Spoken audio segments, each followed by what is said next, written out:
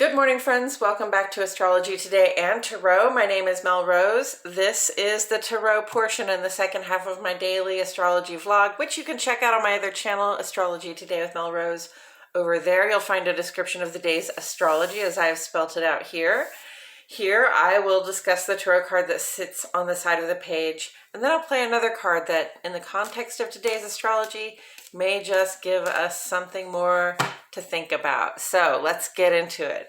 The card that currently sits on the side of the page, and just for today, we shift cards tomorrow, friends, is the Ten of Wands. The Ten of Wands is here because it relates in astrology to the last 10 days or the third decan of the sun's transit here in the land of Sagittarius. And be in Sagittarius till about 4 o'clock this afternoon, my time. So we're still counting it in Sagittarius today.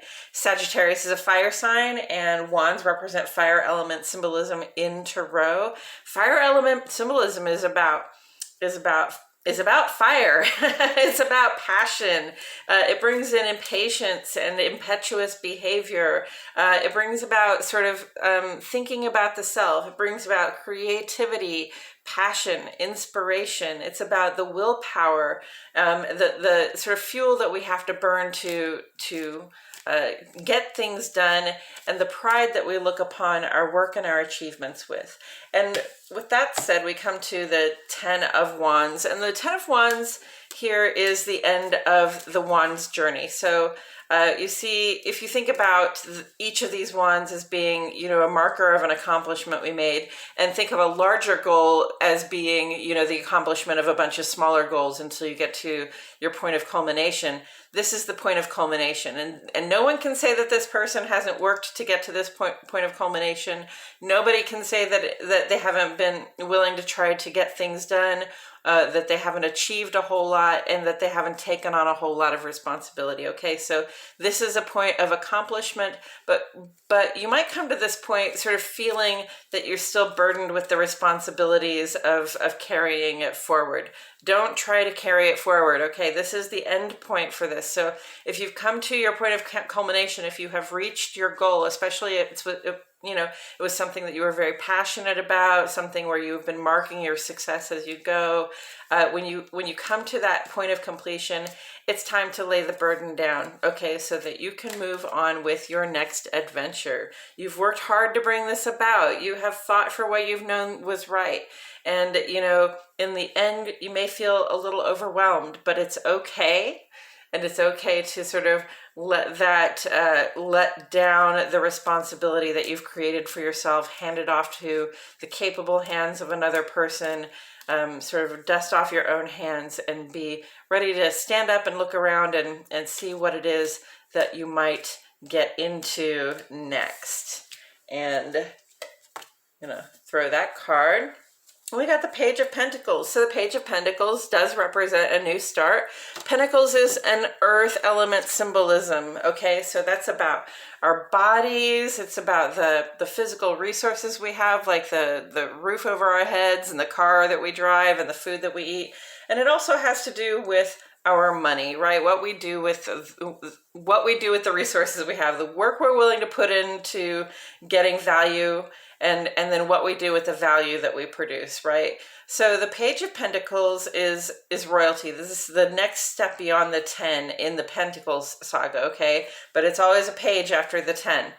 And the Page of Pentacles here is, represents sort of a youthful figure, a person who has a little bit of experience with these physical resources, a little bit of experience doing work, a little bit of experience getting value out of what they've been willing to give, and a lot of probably good ideas about what they would like to do with this sort of nest egg or seed packet or bundle of coin or bag of coins they have here. Okay, so the page has some ideas what they can do with their small set of resources, and what they lack in experience they probably make up for in enthusiasm. They're willing to learn as they go. They're willing to invest a little to see what comes out of it. And it's just about being at the beginning of learning how to use our resources very wisely, right? This is the beginning point of mastery. In fact, it's not just at the beginning. The page is not the fool. The page the page has some experience. They know what it is that they're about. They just don't have all of the experience yet, so they're not at the point of a queen or a king where they've attained mastery of these physical resources and how to make them grow, right? They're just getting started, and they have an idea what they'd like to grow, and they're getting on with it. Okay, so where do we see this on the page of Pentacles? Well, I see the sun entering Capricorn, where Mercury, Venus, and Pluto are all residing right now. So, that's Pentacles initiating. Capricorn is cardinal earth, and that's initiating work, initiating the structures, the work on the structures that we want to rely on for support. Okay, Capricorn is about setting goals and sort of markers for achievement and working toward those goals. Capricorn has faith that when we put in work toward our goals, then we'll get something of value out of them. Okay, so that's a very Page of Pentacles vibe, just like, hey, I'm just getting started. I'm setting my intentions with these resources that I have. I know what kind of work I'm willing to put in. I know that I also have some learning to do, and that's okay because it's a good start. And Capricorn is where we start the new year. Happy winter solstice, by the way, everybody. Today is the last day of the solar cycle and the first day of the solar cycle. Okay, so this is the longest night of the year. It'll actually be tonight and the next 3 nights, or the next 2 nights. I can't remember.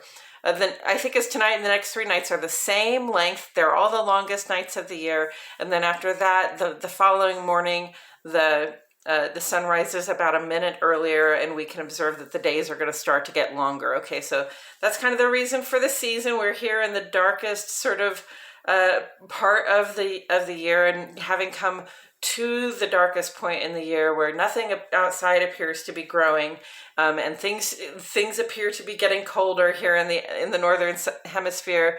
Having come to this point, we realize that we can get through it, especially if we've got a little nest egg of resources, right?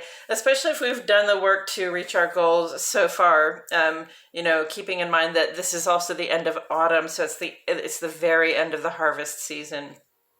Consider that you've brought all of your harvest in, and we're at this point now where we get to pause and appreciate what it is that we've done, appreciate what this past year has brought us, and understand that there's a new beginning, dawning in just a couple of days. So here we are at the winter solstice, the end and the beginning of the solar year, the solar cycle. And this is a great time to be in this transition between culmination of challenges, culmination of achievements and goals unlocked, and then making a fresh start, like with a little bit of experience under our belts now, right? Making a fresh start with the resources we have garnered as a result of the work that we have done. We can put this heavy burden down and see sort of what it is what kind of value we've built for ourselves and what it is that we have to invest in the coming year. Okay, so a little advice about intention setting at this time. Winter solstice is a great time to be setting intentions, thinking about where we've been, thinking about where we've been going, really sinking into the peace of this moment, the sort of quietude of these long nights, appreciating the present. Here on Friday, so it's Wednesday now, on Friday we'll have that new moon in Capricorn, another opportunity to pause and appreciate the present moment.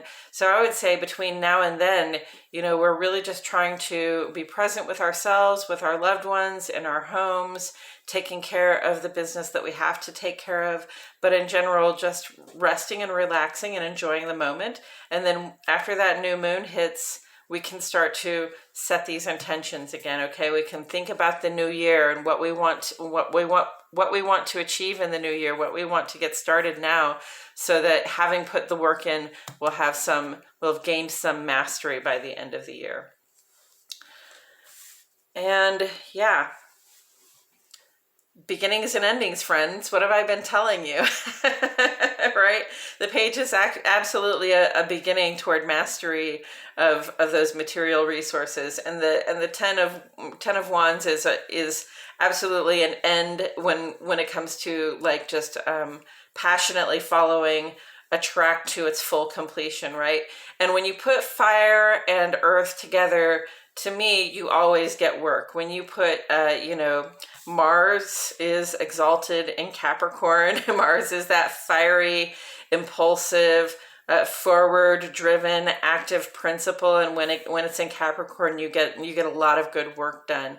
And Venus is quincunx to Mars in Capricorn right now, or Venus in Capricorn is quincunx to Mars in Gemini right now. So this is a lot of collaboration that we're thinking about, and we're sort of making adjustments with our assertive hearts in regards to what we see that we can go about doing right now. Okay, think about the coming year and the things that you'd like to achieve in terms of collaboration, in terms of working together with other people to create structures of integrity that support not just ourselves but other people. There are other signs that we're going to be thinking about that next year, including the fact that Pluto is currently in Capricorn and is going to move into Aquarius in March.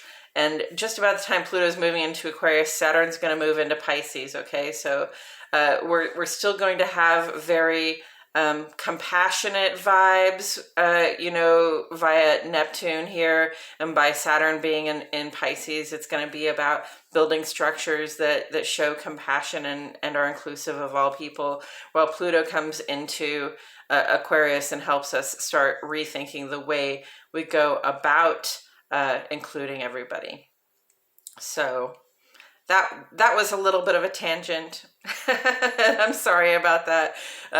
Consider it a gimme for the winter solstice. And hey guys, sorry about yesterday and the no sound on the video. I had accidentally covered up the microphone to my phone, which is my recording device. So I guess I guess nothing I said there really mattered too much. or if it did, it's just sort of lost now.